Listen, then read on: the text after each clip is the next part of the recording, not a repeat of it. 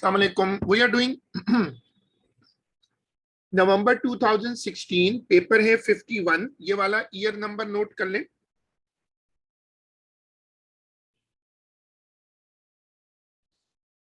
नहीं, पूरी बुक तो बहुत बड़ी है। अगर आप वैसे बुक पास पेपर देखें तो ये तो 2002 तक जाते हैं। हम तो चलो 8-10 साल की बुक ले लें, लेकिन बहुत क्वेश्चंस हैं। मतलब ये टाइम बुक खत्म कराने का तो कोई प्लान नहीं। नवंबर 16 51।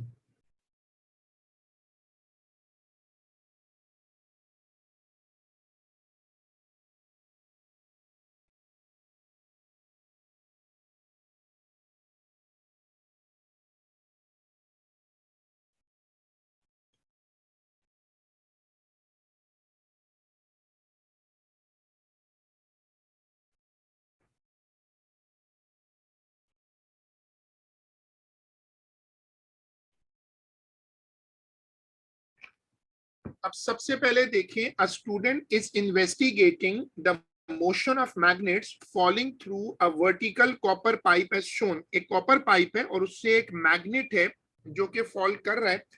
जब मैग्नेट को आप ऐसे फेंकेंगे, इसके अंदर ड्रॉप करेंगे, तो हर मैग्नेट के अराउंड एक मैग्नेटिक फील्ड होती है। देखो ऐसे करके ना, ये जो मैग्नेटिक फील्ड है ये कटेगी कॉपर के साथ। कॉपर खास तौर पे क्यों ले रहा है? Because copper is a conductor.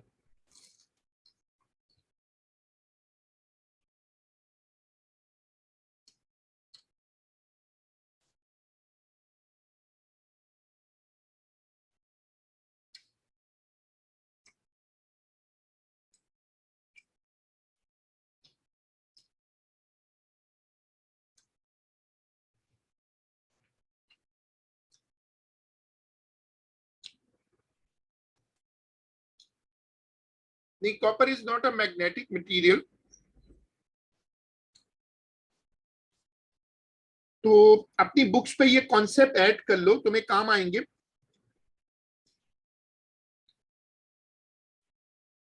नहीं, फील्ड तो सब में से पास होती है, फील्ड तो हमसे भी पास होती है। असल में copper is a conductor, copper is not a magnetic material. हाँ, कॉपर में करंट इंड्यूस हो सकता है। तो तुम्हारे पास ये डायग्राम बनी होगी बुक में, उस डायग्राम को जैसे मैंने अपडेट किया ऐसे आप भी अपडेट कर लो।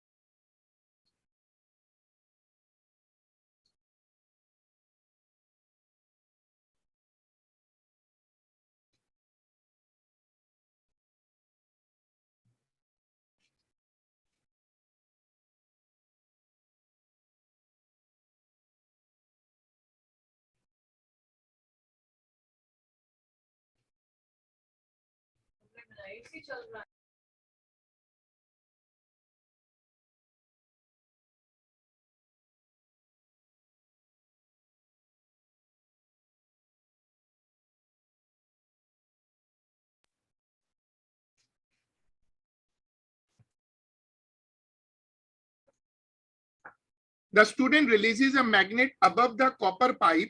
The magnet has speed v. As it leaves the pipe, it is suggested that the relationship between v and b is this. एक और एग्जांपल है एक्सपोनेंशियल फंक्शन की।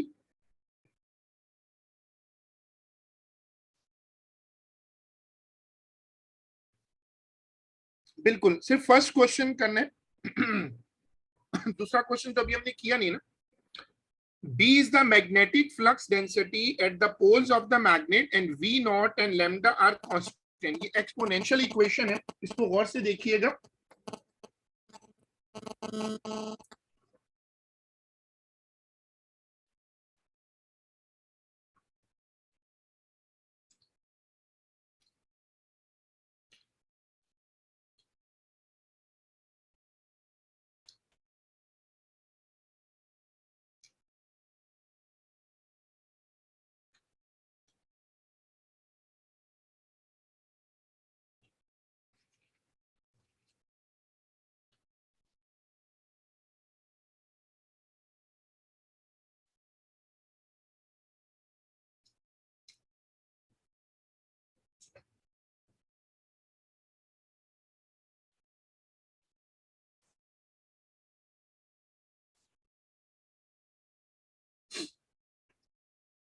v इज द वेलोसिटी और b क्या है? b is the magnetic field density at the poles of the magnet. तो magnetic flux नहीं, v तो तुम बदलोगे ना, पहले सोचो तुम v को बदलोगे या b को बदलोगे, ये तुम्हारा क्वेश्चन होना चाहिए अपने आप से। अगर तुम स्ट्रॉन्गर मैग्नेट लेकर आ जाओ तो b बदल जाएगा।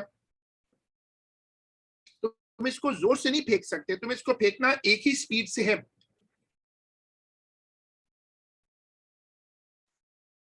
Design a laboratory experiment to test the relation between V and B. Explain how your results could be used to determine the values of V naught and lambda. अब इसमें दो variable हैं, अब ख्याल रखना पड़ेगा कि हम किसको बदल सकते हैं।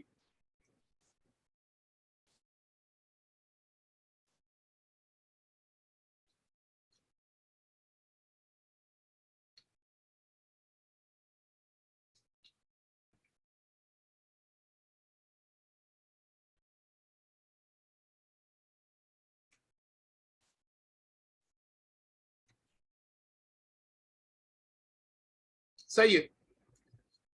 डिफाइनिंग द प्रॉब्लम है वेरिएबल्स, और वेरिएबल्स को हम पहले ले आते हैं, साइड हेडिंग दे दो वेरिएबल्स।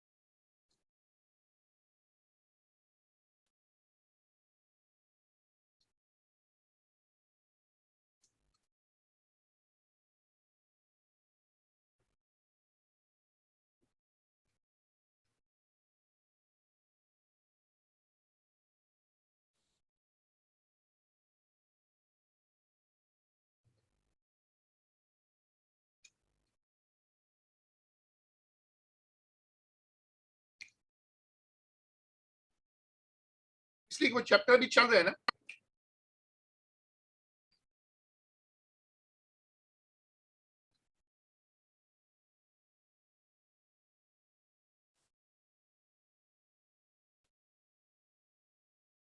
हम मैग्नेटिक फील्ड स्ट्रेंथ को बदल सकते हैं, उसको बदल लो आप।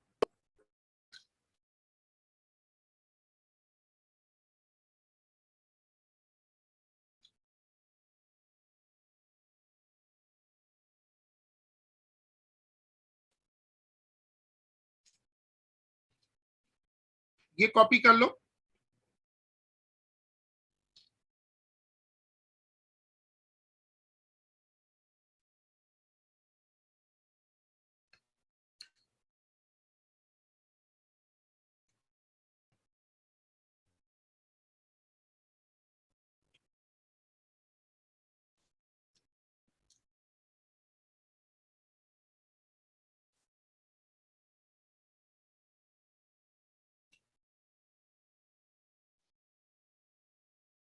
अब साइड हेडिंग दे दो प्रोसीजर।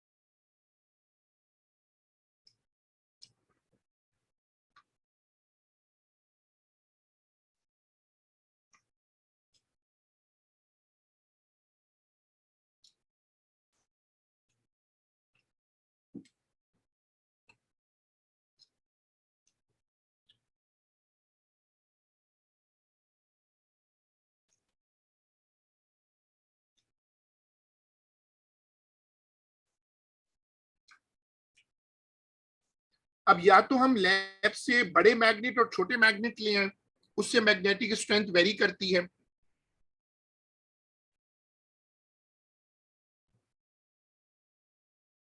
दूसरा ऑप्शन ये है कि हम इलेक्ट्रोमैग्नेट यूज कर लें। ये वो सिंगल टच मेथड है जिससे आप मैग्नेटाइज कर सकते हैं। फिर डबल टच मेथड भी होता है, उससे भी मैग्नेटाइज कर सकते हैं। और हम इलेक्ट्रोमैग्नेट भी यूज कर सकते हैं। How to measure the magnetic flux density of a bar magnet. यहाँ तीन ऑप्शंस हैं, calibrated hall probe, search coil, current balance. ये तीनों वैसे हमें पढ़ने हैं, लेकिन इनके नाम याद कर लो कि अगर तुम्हें मैग्नेटिक फील्ड स्ट्रेंथ मेजर करनी हो तो इनसे होगी। हमारा जो नोट्स वाला रजिस्टर है वो निकालो, जो नोट्स वाला रजिस्टर है वो निकालो और उसमें ये कॉपी कर लो।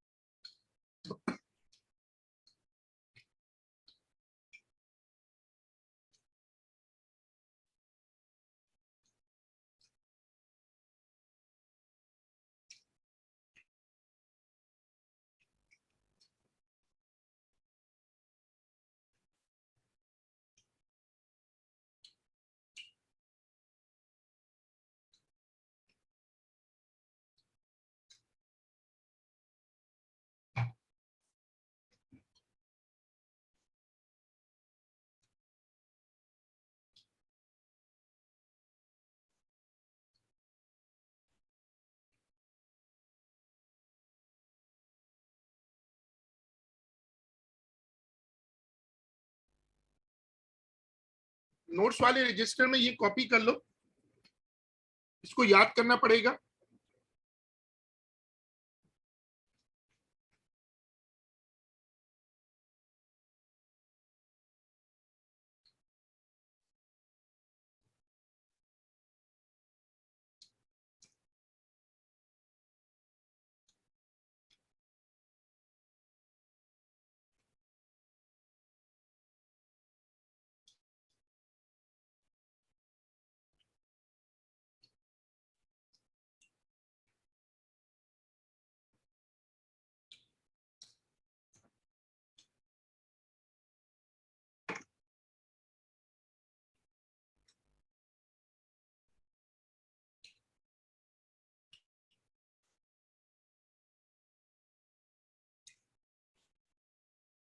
और जो हॉल प्रोब की अपीयरेंस ऐसी होती है, छोटी सी स्टिक होती है, उसके आगे एक डिस्क लगी होती है, this is called hall probe. ये बहुत सेंसिटिव होता है।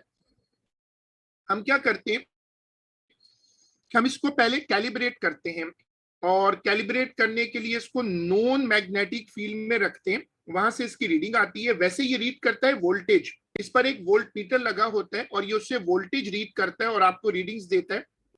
ये बेसिकली बहुत ज्यादा सेंसिटिव होता है, यानी इट्स ओवर सेंसिटिव। तो जरा सी भी मैग्नेटिज्म होगा तो ये उसको पिक कर लेगा। जो आपका रजिस्टर है नोट्स का, नोट्स वाला रजिस्टर, वहां पर इसका कैलिब्रेशन का प्रोसीजर भी कॉपी कर लो।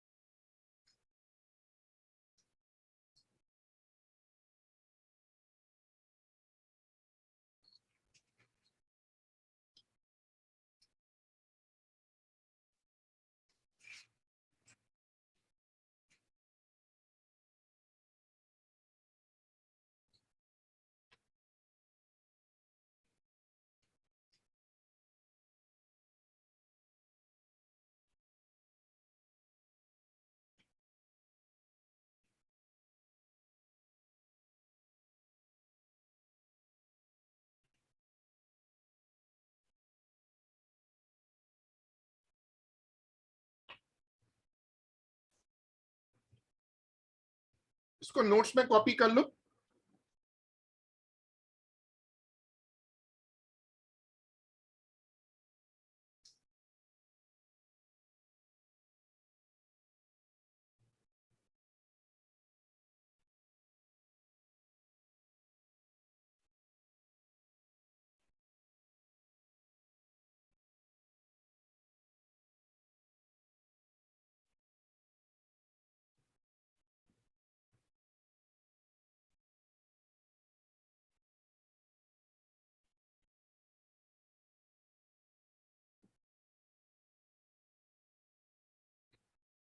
ये वो बेसिकली उसकी डिस्क होती है, जो लेफ्ट साइड पे आपको डायग्राम दिख रही है ना,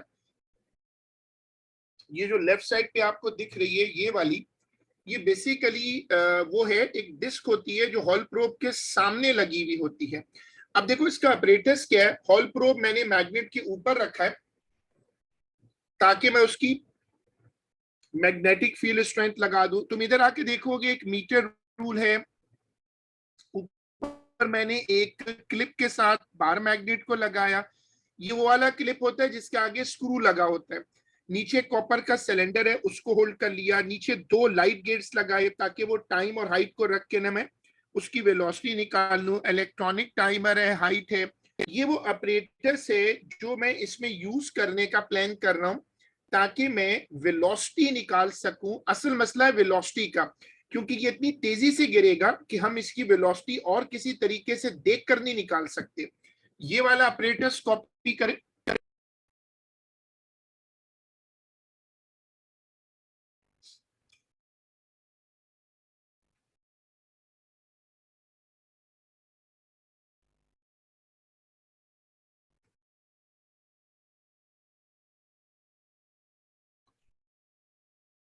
वर्किंग में लिखवा देता हूं, बल्कि अभी आप इसको कॉपी कर लो। कॉपी करते करते भी कई चीज समझ आ जाती है। तुम कॉपी करो, 2-3 मिनट लगा के इसको कॉपी कर लो, then I will explain the working again.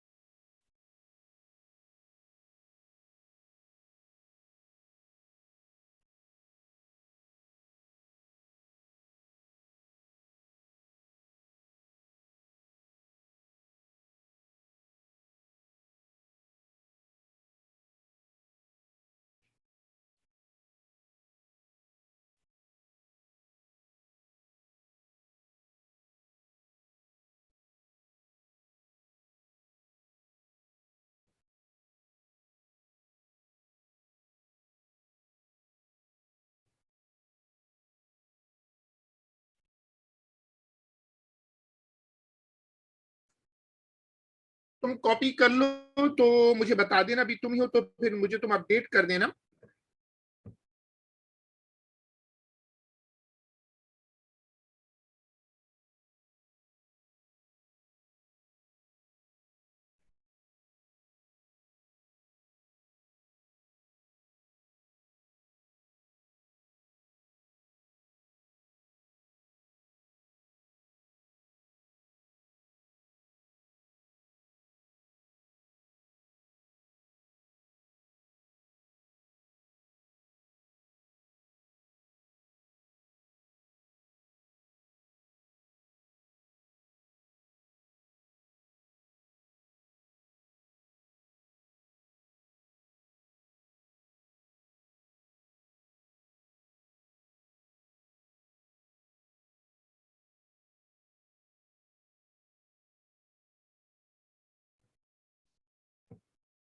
अब प्रोसीजर बड़ा सिंपल है। सबसे पहले मैग्नेट लेंगे,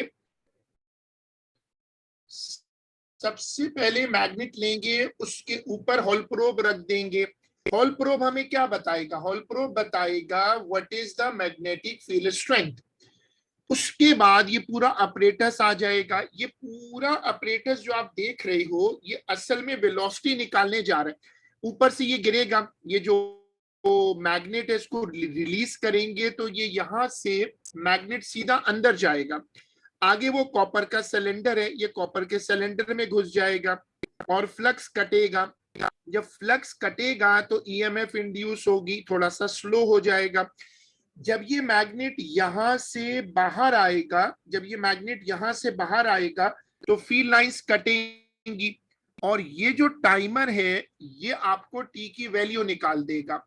अब आप उसके बाद कोई भी इक्वेशन ऑफ मोशन लगा लें, क्योंकि अगर फ्री फॉल के करीब करीब केस होगा, ज़ाहिर है इस पे एयर रेजिस्टेंस तो ना होने के बराबर है, तो आपके पास डिस्टेंस आ जाएगा। डिस्टेंस ये वाला, इसको रखेंगे, टाइम रखेंगे और हम वो फॉर्मूला लगा देंगे v is equal to u plus a T.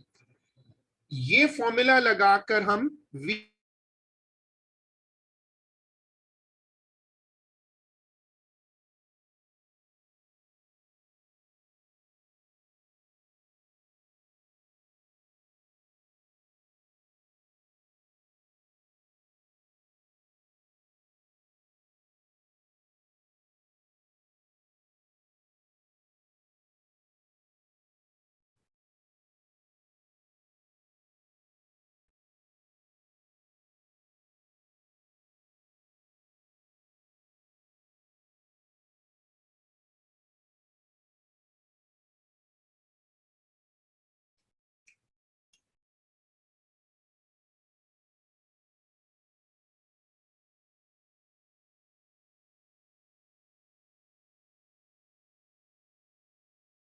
नहीं, आपकी बात सही है, मैं रुक गया था, आपने मैसेज किया था ना, तो मुझे थोड़ा सा टाइम लगता है, मैं चैट पढ़ने में थोड़ा टाइम लेता हूँ और फिर वो उर्दू इंग्लिश आजकल बच्चे मिक्स करके लिखते हैं तो I always take some time, तो ये सही है।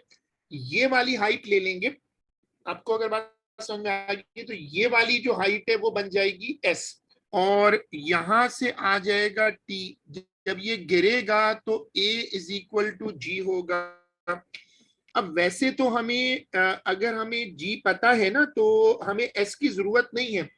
फॉर्मूला जो कॉल करूंगा मैं, वो जो कॉल करने का सोच रहा हूं वो है v is equal to u plus a t. उसको रखूंगा और उसको उसको रखकर मैं ये निकाल लूंगा। एक तरकीब ये है, लेकिन अब मैं ये सोच रहा हूं कि मैं इसमें u कहां से लाऊं। u तो निकालना मुश्किल है, इनिशियल वेलोसिटी तो मुश्किल है, तो एक और फॉर्मूला मेरी हेल्प कर सकता है, 2s is equal to v square minus u square.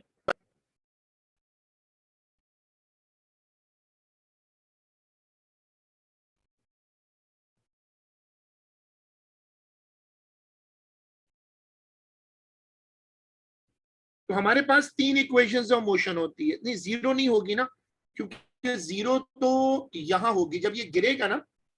देखो जीरो यहां होगी जब ये इधर से क्रॉस कर रहा होगा, जब ये इधर से क्रॉस कर रहा होगा तब जीरो थोड़ी होगी।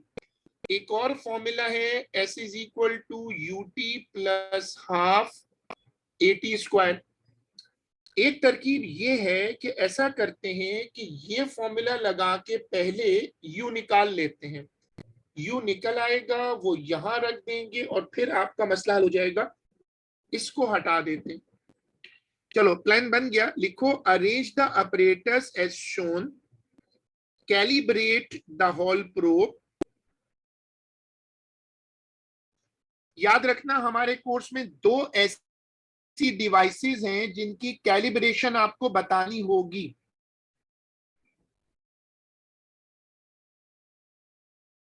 दो ऐसी डिवाइसेस हैं जिनकी कैलिब्रेशन आपको बतानी होगी। एक उनमें से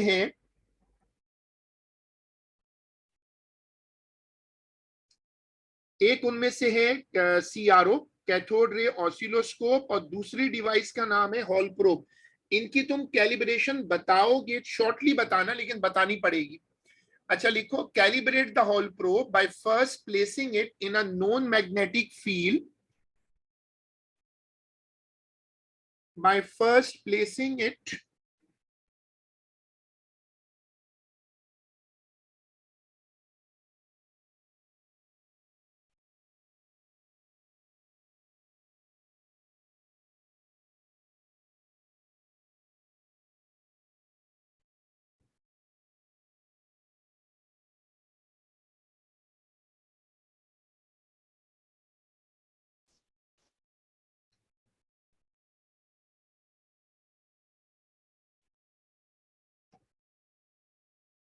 हाँ अहमद, तुमने वापस ज्वाइन कर ली है?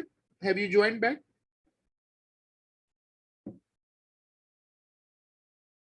ठीक है, तो मैं रिपीट कर देता हूं कि मैंने क्या बोला था कि हॉल प्रोब रखकर हम ये बी निकालना चाहते हैं ना। तो लिखो कि calibrate the hall probe by first placing it in a non magnetic field, by first placing it in a known magnetic field,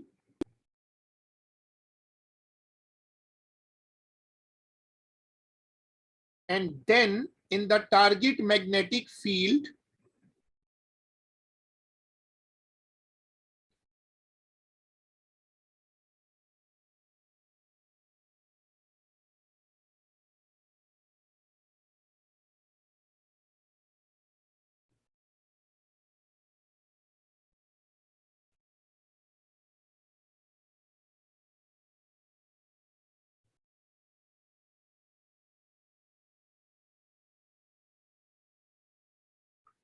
in a then in the target magnetic field measure the PD in both fields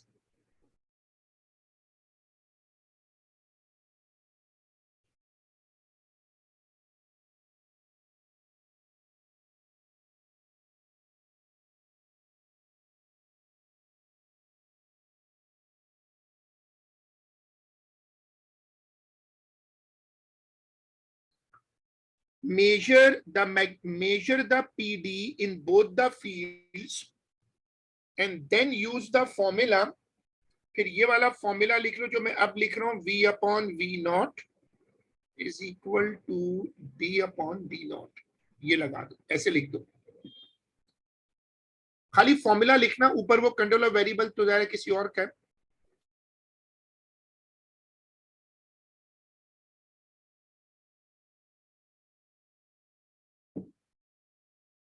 देखो hall probe को बिल्कुल ऐसे calibrate करते हैं जैसे तुम किसी चीज पर उसकी प्राइस लिखते हो। तुम कहते हो कि एक बुक 100 रुपीज की है, इसको कहते हैं unitary calibration.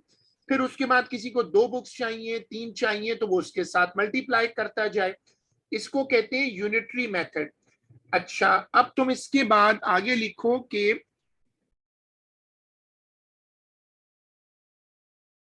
Drop the magnet, drop the magnet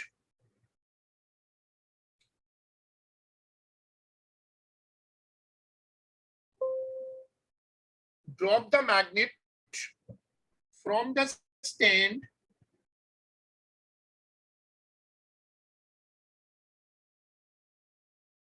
drop the magnet from the stand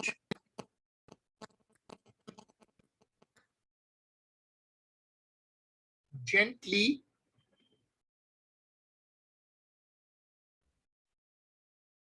note the timer reading and the height h prime.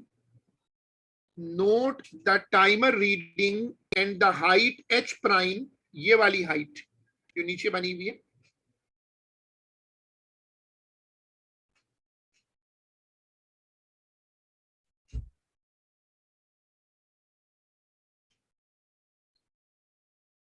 It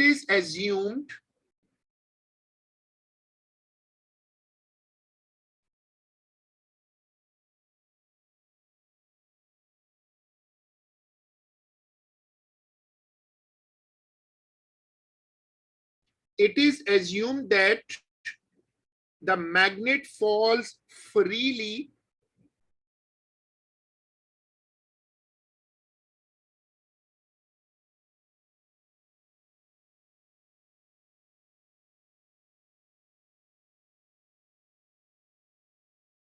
magnet falls freely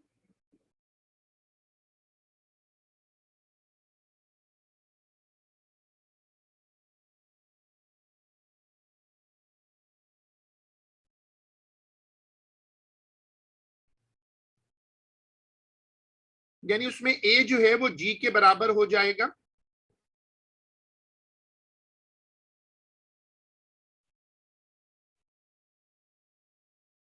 फिर हम इक्वेशन ऑफ मोशन लगाएंगे, उसमें हम पहली पहली इक्वेशन से you निकाल लेता हूं और उसके बाद में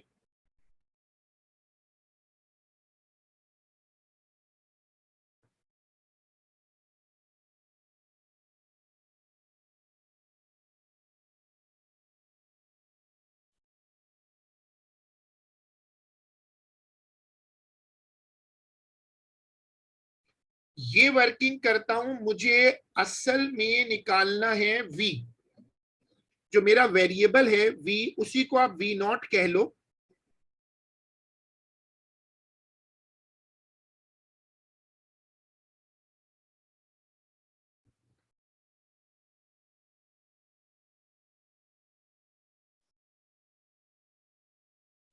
उसके बाद ये कॉपी करो शॉर्टली.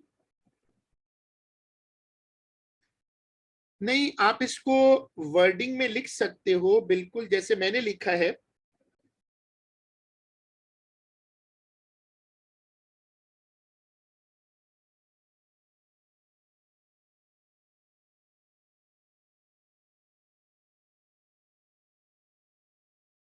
ऐसे आप इसको लिख सकते हो.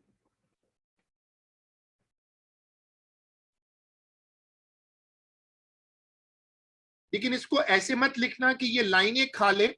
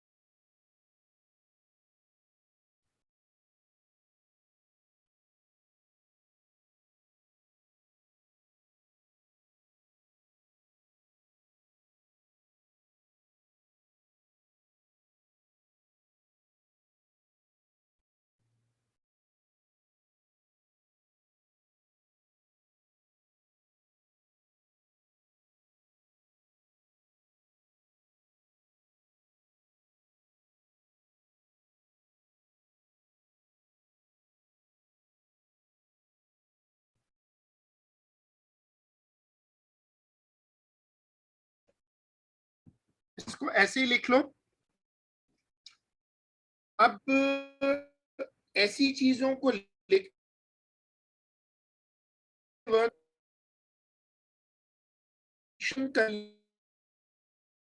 लेना चाहिए ताकि होता है.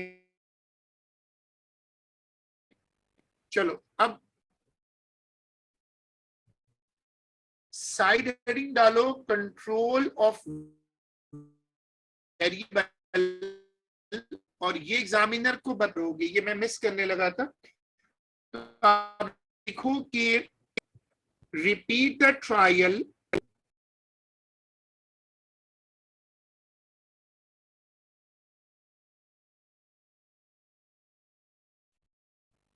Using magnets of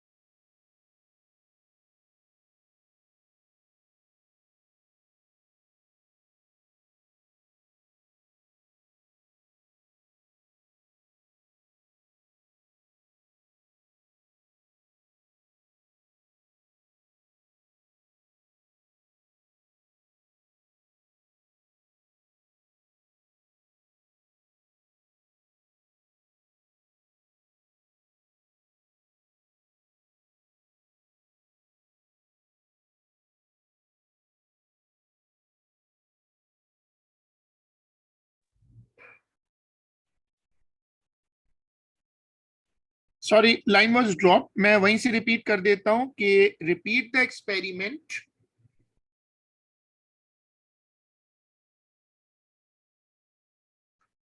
repeat the experiment with the magnets of different strength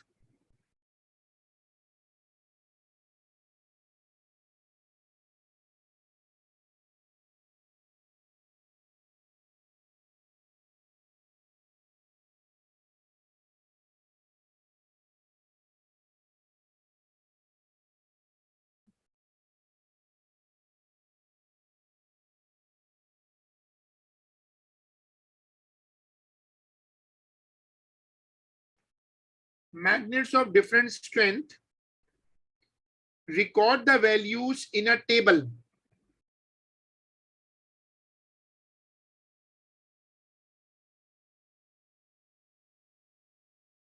चलो अब ये वाली स्क्रीन कॉपी करो।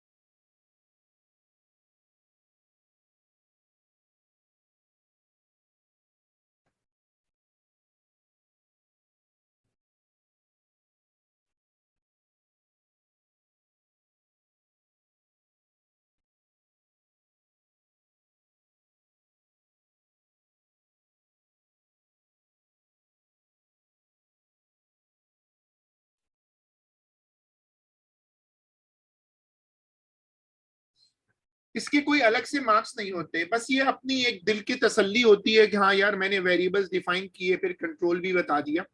चलो अब आ गया मेथड ऑफ एनालिसिस, इसके बड़े सॉलिड मार्क्स होते हैं और ये असल में लीनियर लॉ की एप्लीकेशन है। इसकी हेडिंग डालो साइड हेडिंग,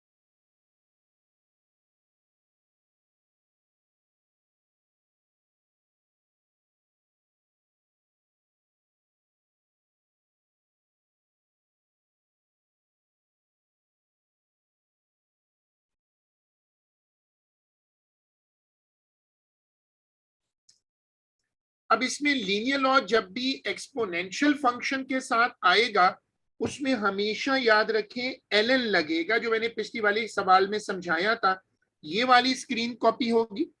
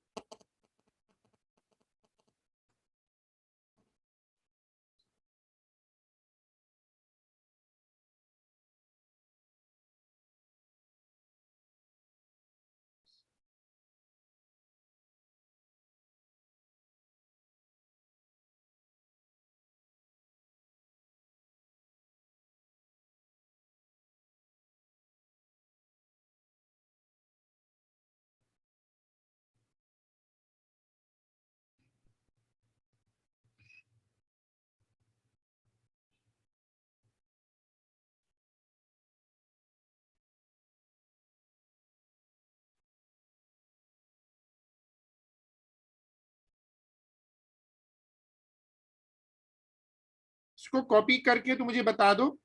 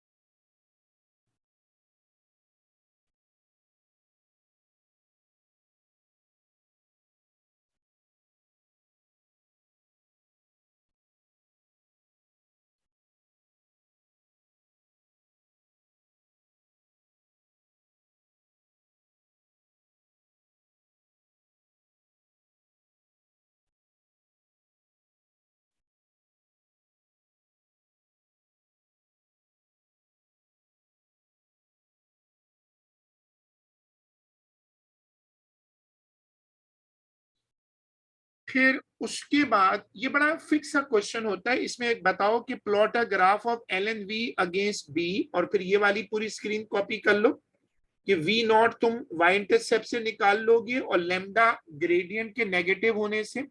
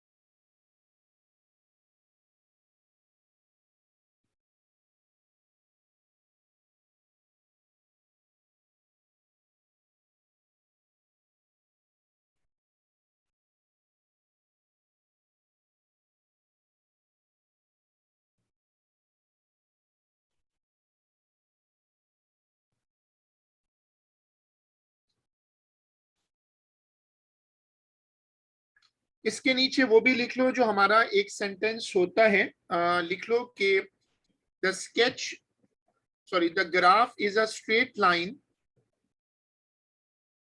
लिख लो कि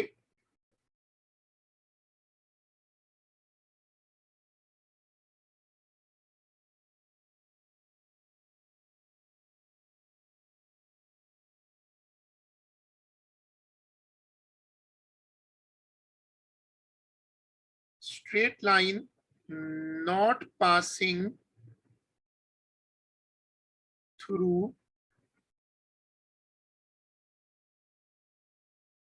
origin। उसके नीचे लिख लो straight line not passing through origin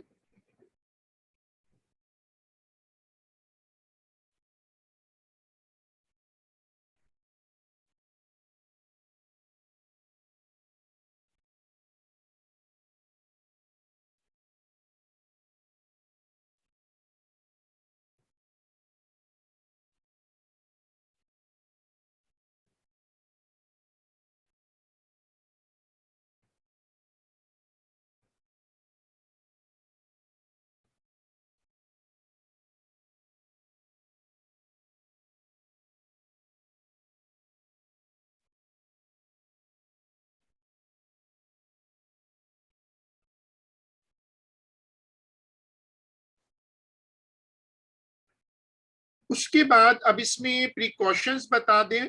precaution दो तरह की होती हैं, एक्यूरेसी और प्रिकॉशन दो तरह की होती हैं, एक होती है एक्यूरेसी प्रिकॉशन और सेफ्टी। नीचे मैंने ऑलरेडी एक सैंड का बैग रख दिया है जो काफी भारी है, तो जो मैग्नेट है वो काफी भारी है, वो किसी को लग सकता है।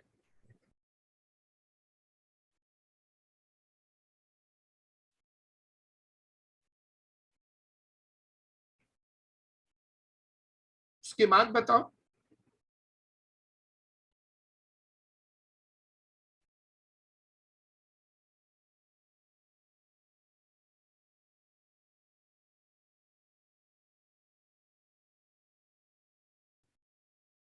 कोई प्रिकॉशन है तो मुझे बताओ।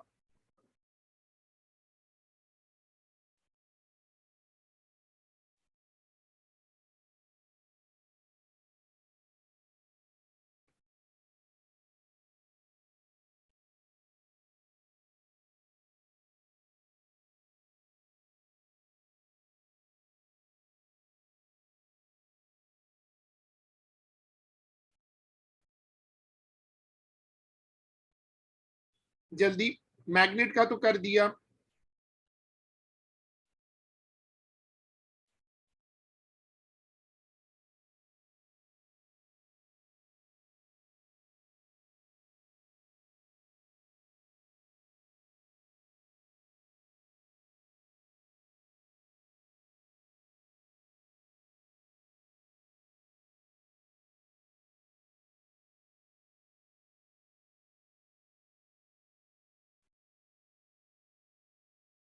और उसके बाद मैग्नेट को सीधा गिरना चाहिए, लेटिंग अपरेटस नहीं, इसमें तो कोई कूल डाउन कुछ नहीं है ना, इसमें तो कोई इलेक्ट्रिकल अपरेटस तो है नहीं, वो तो बहुत थोड़ा सा गर्म होगा। वैसे लिख सकते हैं, कोई बुराई नहीं लग रही मुझे, वी कैन राइट इट, क्योंकि हाँ सही है, सेट स्क्वायर वाली बात। चलो लिख लो जल्दी से, टाइम खत्म हो रहा है बिल्कुल।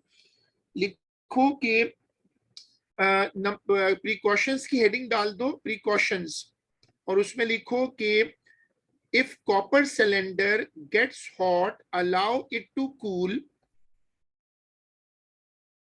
If copper cylinder gets hot, allow it to cool.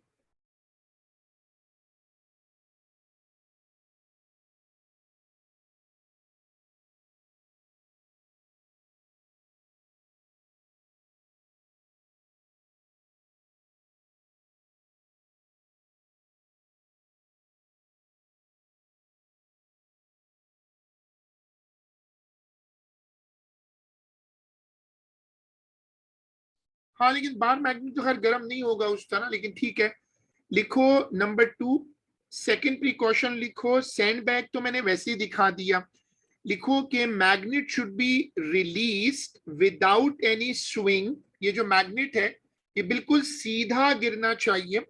Magnet should be released without any swing, गिरते वक्त मैग्नेट हिले ना।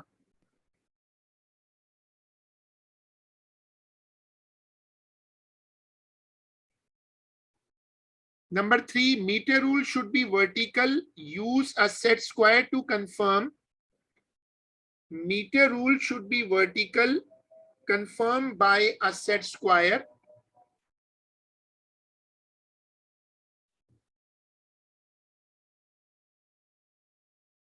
चलो अब ये आ गया।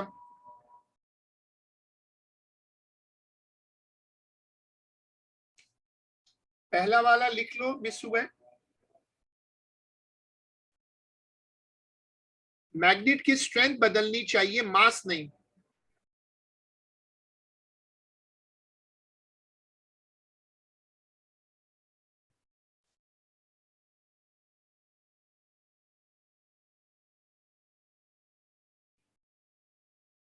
पहला वाला लिख लो, नंबर 1 मिस हुआ।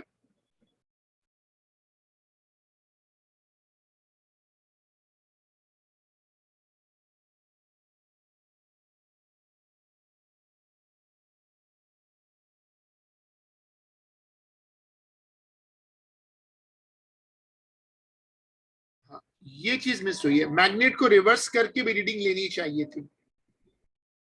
ये वाला पॉइंट कॉपी कर लो।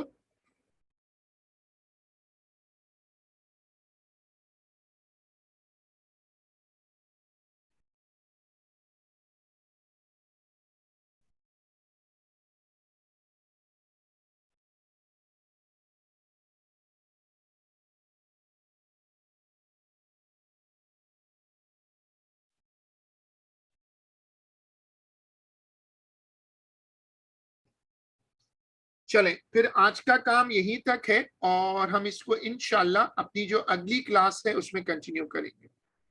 अल्लाह हाफिज।